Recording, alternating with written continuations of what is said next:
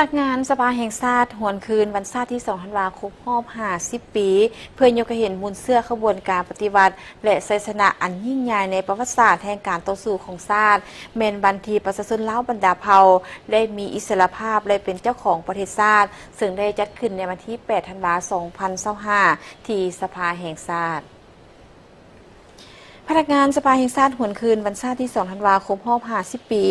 ให้เกียรติพระราชทานโดยทานเจริญเยียเปาเฮอกรรมการศูนย์กลางภาคกรรมการประจำภาคสภาแห่งชาติมีคณะบริหารงานภาคคณะภาคภาคฐานคณะหน่วยภาคภาคฐานคณะหน่วยภาคสมาชิกภาคและพนักงานรัฐกรภายในสภาแห่งชาติ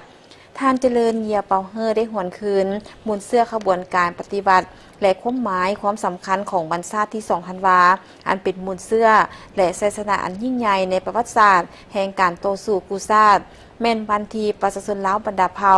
ได้มีอิสรภาพและเป็นเจ้าของประเทศชาติอย่างแท้จริงทั้งเป็นวันแห่งการก้าวสู่ยุคสมัยใหม่แห่งการสร้างประเทศชาติลาวแห่งการสร้างประเทศลาวสันติภาพเอกราชประชาธิปไตยเอกภาพวัฒนถาวรยกให้เห็นบรรดาเหตุการณ์และชัยชนะอันยิ่งใหญ่ของกองทัพและประชาชนลาวในขบวนการต่อสู้อันองอาจกล้าหาญที่ละอิดละเอี้ยวยืดเยื้อยาวนานมาหลายห้อยปีสืบทอดกันมาจนก้าวมาถึงระยะแห่งการนำพาต่อสู้ของพรรคประชาชนปฏิวัติลาวกองทัพและประชาชนลาวบรรดาเผ่าในการต่อสู้ต้านกับการหุกหานและการครอบครองของจักรพรรดิลาวเมืองขึ้นแบบเก่าและใหม่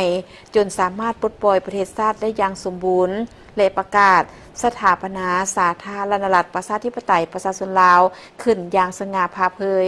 ในวันที่2ธันวาคมปี1975จนก้าวมาถึงระยะปกปักรักษาและสร้างสาพัฒนาประเทศชาติโดยได้ยกให้เห็นถึงผลงานในหลายด้านต่าง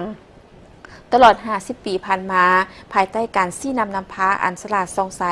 ของพรรคประชาชนปฏิวัติลาวผลสำเร็จการปฏิบัติ2 หน้าที่ยุทธศาสตร์แต่อดีตจนถึงปัจจุบัน